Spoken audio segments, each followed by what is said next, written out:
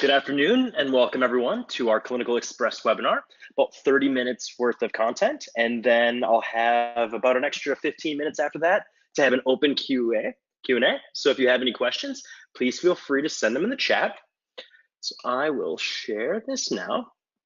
So I am Nick Schreiber. I'm your host for today.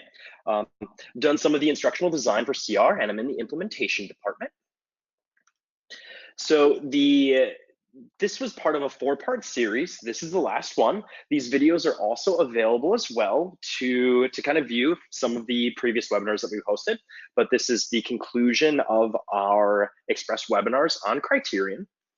Now, the first thing that I want to start with, and I'll send this in chat, is to give you access to the CentralReach clinical manual if you haven't seen it already. So this will be coming in chat right now. And for those of you that have downloaded it in the last month, there haven't actually been any changes to it lately. So I'm sending this out right now. Let me just go on there. Cool, so you'll get this in the chat. Now, as long as you're logged into CR, you'll be able to download this. It does take about 30 seconds to load the web page, but if it takes a little while to load, that's kind of why. So now we'll get into some content. So I have this auto progression tree set up right in front of you. Now, there are a couple different ways to use auto progression, and a lot of these samples are already living in the ABA sample book that's embedded within that manual. So if you did want to see these again, you can absolutely see them. So the first thing that we'll end up discussing is auto progression across goals. So think of this as having some type of program that you have multiple goals on acquisition, and that once you master out one of them, you want to bring on the next. So that's the first version that we'll talk about. The next version that we'll talk about is something like a changing criterion design, where you have multiple branches like this, a criterion of 30 seconds, then a criterion of minute, a criterion of 2 minutes, a criterion of 5 minutes. These can be set up for anything. But the long and short of this type of changing criterion design is when this particular goal is mastered out, it eventually ends up getting pulled off of the data sheet in favor of the next higher criterion. And the last one that we'll focus on is also in the clinical manual. And this is how we kind of envision DTT being done. And again, this template is available to you. And also there is a sample template as well that allows you to take this same thing and modify it to fit your needs, where it just says exemplar 1, exemplar 2, exemplar 1A, and 1B, or I guess 2A and 2B. So let's get started and first start talking about the auto progression across goals. Now, the way that this works is you have all of these kind of, you put however many goals that you want to actively work on the data sheet. Now, just to show you what the criterion look like inside of each of these goals, because criterion is what makes these work. You can use your standard templates where I've got baseline, intervention, generalization, maintenance. So with this particular example, you can use your standard templates, because what's going to trigger the next goal coming on the data sheet is the mark goal as mastered. Because when this kind of criterion bucket is met, it'll identify running as being mastered, and it'll bring on the next one that isn't on the data sheet currently. So one thing you'll probably notice on here is I have mastery over 3 data points. Now that's just for demonstration purposes, so you guys can see this advancing live. In most cases with a goal like this, like a tactic actions goal, we typically see this as mastery across several days, but I wanted to show you the advancement of it. So far, what we have here is we have running that's currently on the data sheet, singing currently on the data sheet, jumping, swimming, eating, but sliding down a slide is not. We already have the criterion established on there. Now, what's very, very important about the auto progression across goals is to navigate into the short-term goal. And by the way, if anyone has any questions, please feel free to send them in the chat. I have a colleague who's going to be joining us shortly who will be able to address those. And then we'll also have a little bit of time to address any other questions you may have throughout really any of the clinical module. I can address any of those things. But what makes the auto progression work is actually on the short-term goal level. Now, navigating into the edit tab of this short-term goal, you're going to see this auto progression of targets. And this is kind of the engine behind making this work. Because what this is telling the system is that when a criterion is met, bring on the next one that's in linear order. So for example, if singing was not on the data sheet and it was just running, jumping, swimming, eating, singing would be the next one to join the data sheet as opposed to sliding down the slide, because that's the closest one in linear order. Now, if you were to intermittently put a few of them on there, like first acquisition is running, then eating, then blowing bubbles, the next one that would come on the data sheet would be singing. So this is going to work in linear order. So returning back to here, we're going to see all child branches of this goal will auto progress into the following session. The other important component of the auto progression feature is you must have a session associated with it. So these goals need to live on the data sheet that you want them to progress onto. Now, some of you may be thinking, well, what about goal banks? So goal banks, or goals that live within the library and purchase items, those aren't client specific. Those aren't connected to a data sheet. So you wouldn't actually be able to set up auto progression at that point. Auto progression is specifically related to the client learning trees and client sessions, because we need to specify where these goals are coming from. So for right now, I'm going to skip over this one, because the remove targets from session, this is more so for changing criterion or kind of deciding when you want those goals removed. But in this particular scenario, we're going to be talking more about that in the changing criterion, which is down there, since this is just linear goals. So just to reiterate, what we have here is we have 5 goals currently on acquisition, and these other 5 are not. So I'm going to go to one of these data sheets. So the tree view, we're seeing the same exact thing. Now I have mastery of this goal set across data points, so we'll actually see this occurring live. So what we're going to do is we're going to talk about sessions 1, 2, and 3. So session number 1, they are successful at this goal. We graph it at the end. Session 2, we come in, they're successful at the goal, we graph it at the end. Session 3, they're successful at the goal, we graph it at the end. And what we're going to see happen is running is going to stay on the data sheet because we didn't have that select goals to remove, but we're going to see a 6th enter the data sheet. So when I say graph target, you see a little bit of a refresh. And now we see sliding down a slide was just brought on the data sheet. Running did master out, so it did advance to our generalization phase. But the reason it's still on here is, especially if you want to use the criterion, we'll say, okay, it met the intervention criterion, we mastered the goal out, but we still want to put this into the maintenance rotation and the generalization rotation. So that's how you make this one work. So I'll show this one more time. So singing, session 4, they got it.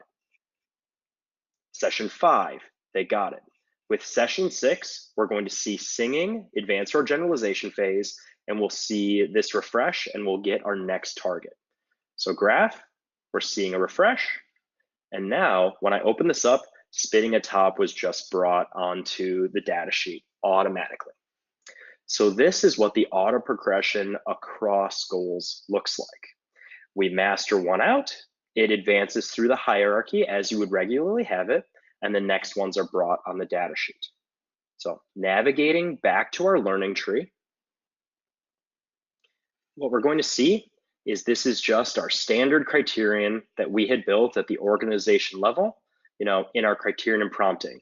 We're saying go from baseline to intervention, intervention to generalization. Just to reiterate one more time as well, I had this advancing a little more quickly than you probably would, just across consecutive data points, but in most cases, this would be consecutive days with data collected. And the last component, the reason that we saw these 2 join the data sheet and these stay on the data sheet is because this option was left unchecked. So we do have a question. Can auto progression be added to branches that are currently active, or would it need to be done at the onset of creating the short-term goal? So auto progression is going to work regardless of if this goal is activated or not. So what this user had meant is kind of in this goal tab, does a goal need to be in progress? So it doesn't necessarily need to be. Like all of these goals right here, I mean, let's say all of these were gray, so none of them were active. As long as they are on the data sheet and you can take data on it, that's what activates it. So it's actually independent of its current status outside of the mark as met. So even if none of them are active, as long as one is on the data sheet and you have that established at the program level, you're good to go. So the next option that I have right here is this auto progression template. Now this also lives in that clinical manual, and I'll send that out one more time for anybody who had just joined. So I'm gonna send this into the chat again for everybody. So the next section we'll look at is the auto progression template.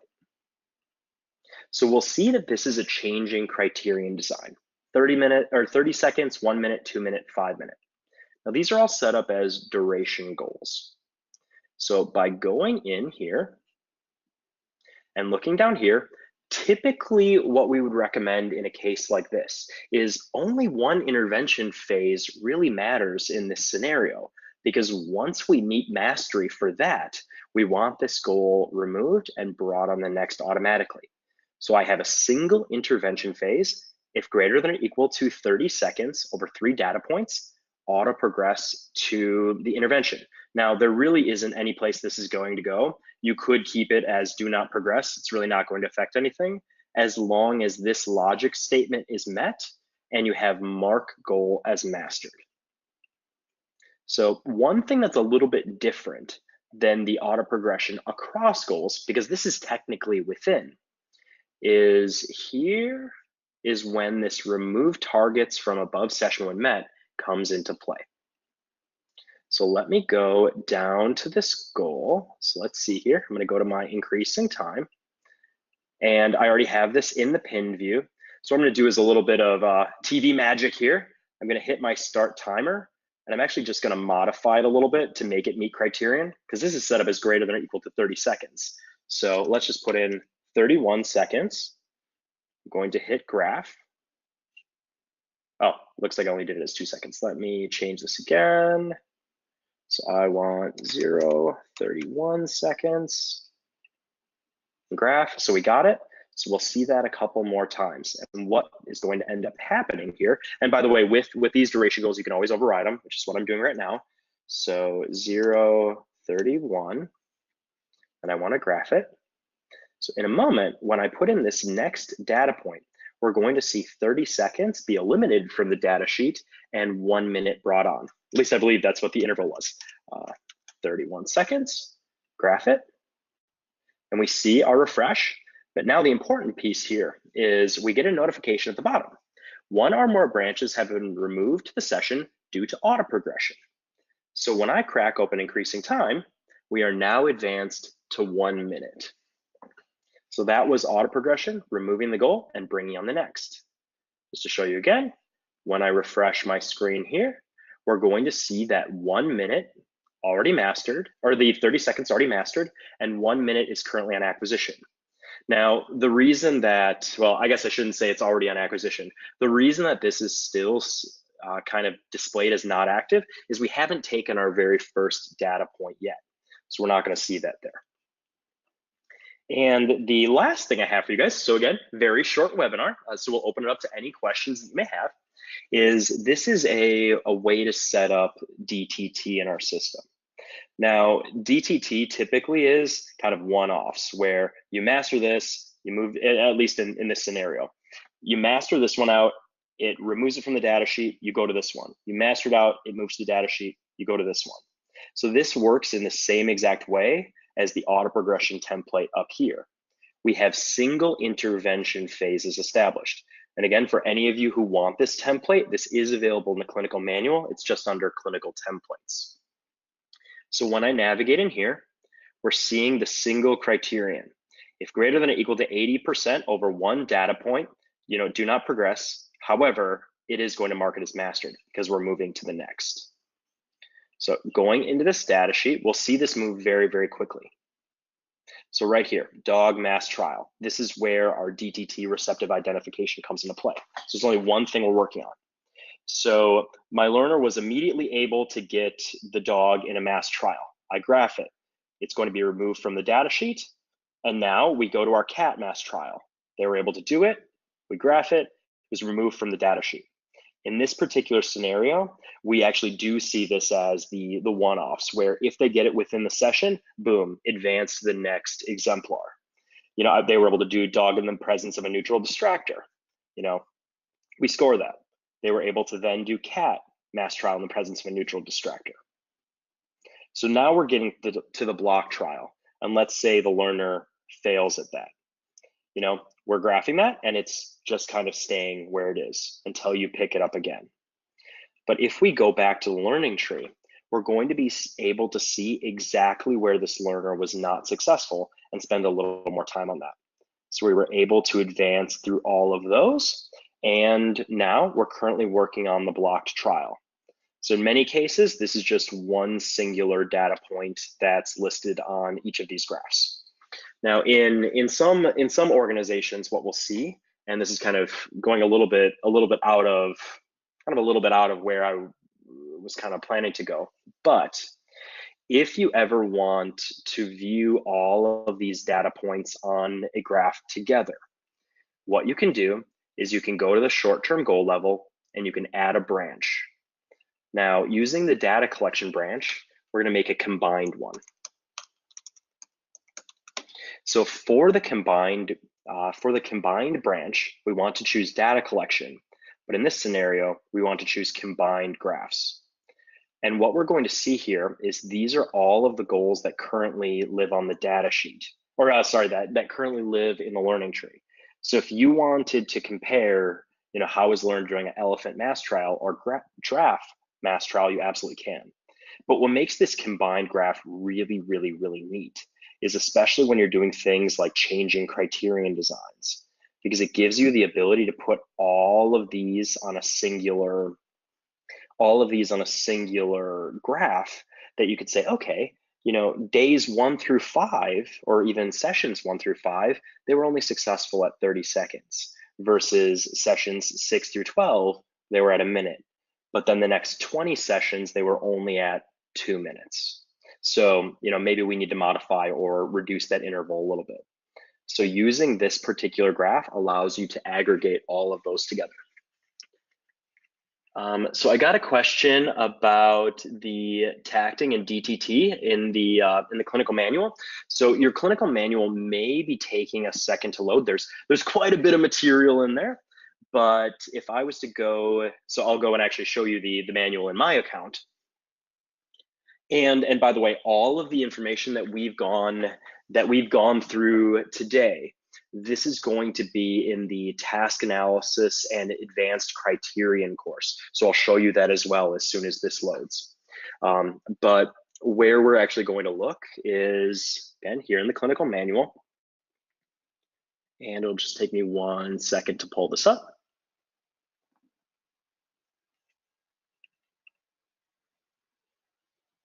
Cool. So the DTT template, where that is actually found is here in goal template samples. It's living right here, DTT templates sample. So the one that we were looking at was in the receptive DTT, and it's right here. Receptive identification animals, dog and cat, elephant and giraffe, and then generalization of animals. But what I was referencing kind of a few minutes ago was if you guys like this particular format and want to just use this in your practice, you can use this one right below it that says domain template DTT. And when we open this up, I just named target 1 and target 2. So that kind of gives you the ability to just add in your own targets just by double clicking and modifying what the target 1 and target 2 are. Cool. So the next question is there a limit how many targets can be added to a combined graph? So to my knowledge, there isn't a limit, but if you have quite a bit of data, the graph could get pretty messy if you're combining, I would say more than 5 or 10 things on the same graph. I mean, just think about this in terms of in a standard Excel in a standard Excel graph. If you have 5 or 10 different targets with all similar data paths, you know, depending on the visual analysis, there are going to be quite a few different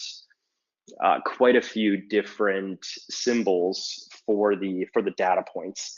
Kind of like, even if we think about a functional analysis, you know, if you've got 4 or 5 different conditions, that could get jumbled pretty quickly. So I don't think that there's a limit. However, just kind of play around with it and look at the different data sets. I got another question about the tacting template. Oh, okay. So the tacting template, this user was asking where do I find that? So the tacting template was actually built off of one of the ABA client goalbook samples. So if we open up this client goalbook, now for any of you that have been in implementation in the last, I think, year and a half, you may have access to this already. Because what we'll normally do is put this ABA client goalbook into a sample learning tree and corresponding session. So I'll show you that first, and then we'll talk a little bit more about it. So, and by the way, if anybody has the manual, they can do this as well. Because all that was needed to do, let's see, let's find another example. There we go. So this sample program book right here, this is that ABA sample book. And the reason that I share this with everybody is all of the instructional notes are established in here, all the bunch of different types of programming. You know, it's got all the instructional notes. The behavior reduction will also have operational definitions, what behavior plans can look like. And the question this user had was, I don't see the tacting template. And where the tacting template actually came from was one single exemplar that lives in the tacting of actions. So this was that same thing that we saw. I just bulk copied that before this webinar. So, so that's kind of where this one was from. It'll work in the same exact way if you guys like this programming. It's just the standard Criterion here. The only modification that I did was I changed the 3 days to 3 data points. Cool. So that was all of the main content that I had for today, but I've got kind of 2 things to leave you guys with, and then I'll send out the manual as well. So these were the 4 Criterion webinars. If you guys have any other ideas of presentations that you'd like to see in Express webinars, please send them in the chat. So I wanna try to plan a whole lot more Express webinars that we can make available to you guys, and just kind of knowing what you guys are looking for would help me out a lot, and I can tailor them to kind of what you guys would like to see. But outside of that, that's all that I really had for this particular webinar, and I thank you all for coming.